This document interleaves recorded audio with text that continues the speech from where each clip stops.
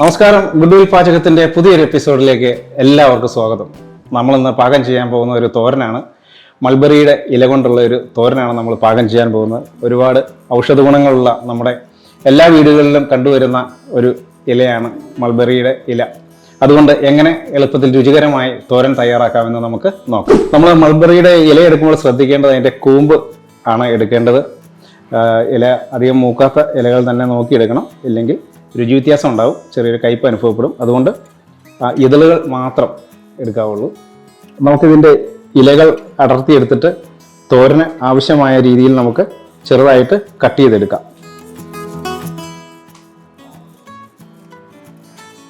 നമ്മുടെ തോരന് വേണ്ടിയിട്ട് നമുക്ക് മൾബറിയുടെ ഇല നല്ല ഫൈൻ ചോപ്പ് ചെയ്ത് നമുക്ക് കട്ട് ചെയ്തെടുക്കാം.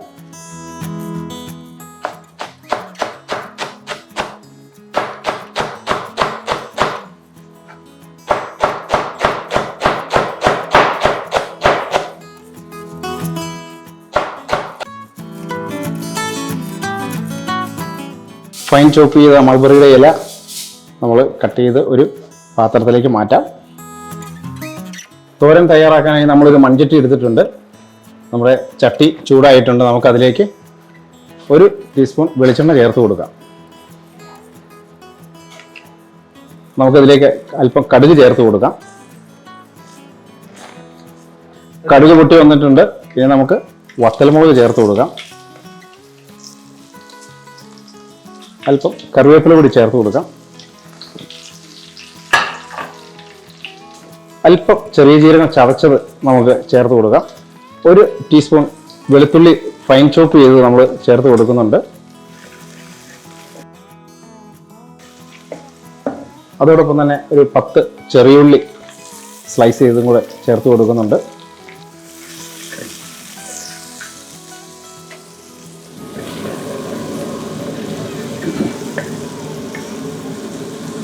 നമുക്കൊരു ചെറിയ കഷ്ണം ഇഞ്ചി ഫൈൻ ചോപ്പ് ചെയ്ത് ഇതിലേക്ക് ചേർത്ത് കൊടുക്കാം. അതോടൊപ്പം കുറച്ച് പച്ചമുളക്, അതായത് 1 പച്ചമുളക് ചെറുതാക്കി അരിഞ്ഞത്, അതോടൊപ്പം ഒരു ചെറിയ സവോള ഫൈൻ ചോപ്പ് ചെയ്തതും കൂടി നമുക്ക് ചേർത്ത് കൊടുക്കാം.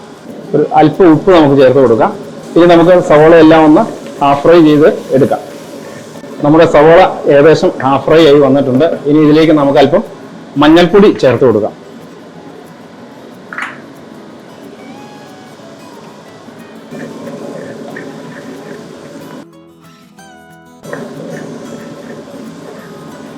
നമ്മുടെ മഞ്ഞൾപ്പൊടി നന്നായിട്ട് മൂത്ത് വന്നിട്ടുണ്ട്. ഇനി നമുക്ക് ഇതിലേക്ക് അരമുറി തേങ്ങ ഒന്ന് മിക്സിയിലൊന്ന് ഒതുക്കിയെടുത്തത് ചേർക്കാം.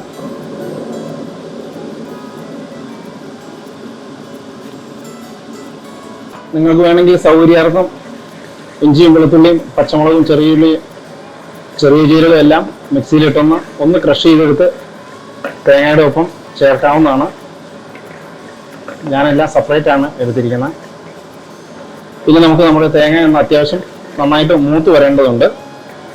അതുവരെ നമുക്ക് ചെറിയ തീയിലൊന്ന് ഇളക്കി കൊടുക്കാം.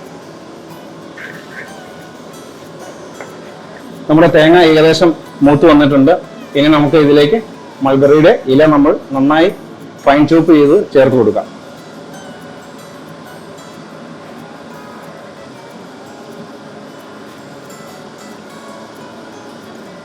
ഇതിലേക്ക് നമുക്ക് അല്പം ഉപ്പ് ചേർത്ത് കൊടുക്കാം. ഇനി നമുക്ക് നന്നായിട്ട് നമ്മുടെ ചേരുവകളെല്ലാം ഒന്ന് മിക്സ് ചെയ്ത് മൾബറി ഇലയിലേക്ക് യോജിപ്പിക്കാം. നമുക്ക് സ്ലോ ഫയറിലിട്ട് ഏകദേശം ഒരു 2 മിനിറ്റ് നമുക്കൊന്ന് മൂടി വെച്ച് ആവി കയറ്റാം. ഏകദേശം 2 മിനിറ്റ് ആയിട്ടുണ്ട്. ഇനി നമുക്ക് നന്നായിട്ട് ചേരുവകളൊന്ന് മിക്സ് ചെയ്ത് കൊടുക്കാം. നമ്മുടെ തോരൻ ഏകദേശം റെഡി ആയിട്ടുണ്ട്. ഇനി നമുക്ക് ഇതിലേക്ക് അല്പം കുരുമുളക് പൊടി ചേർത്ത് കൊടുക്കാം. കുരുമുളക് പൊടി ഓപ്ഷണൽ ആണ്, നിങ്ങൾക്ക് വേണമെങ്കിൽ മാത്രം ചേർത്താൽ മതി. നമ്മൾ ആവശ്യത്തിന് എരിവ് ചേർത്തിട്ടുണ്ടായിരുന്നു. അതുപോലെ തന്നെ ഒരു പിഞ്ച് ഗരം മസാല ചേർക്കുന്നുണ്ട്. ഇത് ഓപ്ഷണൽ ആണ്, നിങ്ങൾക്ക് വേണമെങ്കിൽ ചേർക്കാം. നമ്മളെന്തായാലും ഇവിടെ ഈ 2 കൂട്ടവും ചേർക്കുന്നുണ്ട്. നമ്മുടെ തോരൻ നന്നായിട്ട് ഫ്രൈ ആയി വന്നിട്ടുണ്ട്. ഇനി നമുക്കിതൊരു സെർവിംഗ് ബോളിലേക്ക് മാറ്റാം. നല്ല ആവി വറക്കുന്ന തോരനാണ് കേട്ടോ.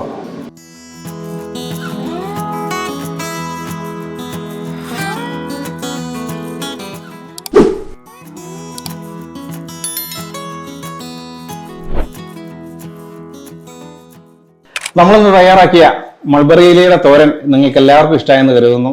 തീർച്ചയായും നിങ്ങളിത് വീഡിയോയിൽ ട്രൈ ചെയ്യണം. നിങ്ങളുടെ അഭിപ്രായങ്ങൾ കമന്റായി രേഖപ്പെടുത്തണം. അടുത്ത വീഡിയോയിൽ പുതിയൊരു നാടൻ വിഭവവുമായി വീണ്ടും കാണാം. ബൈ.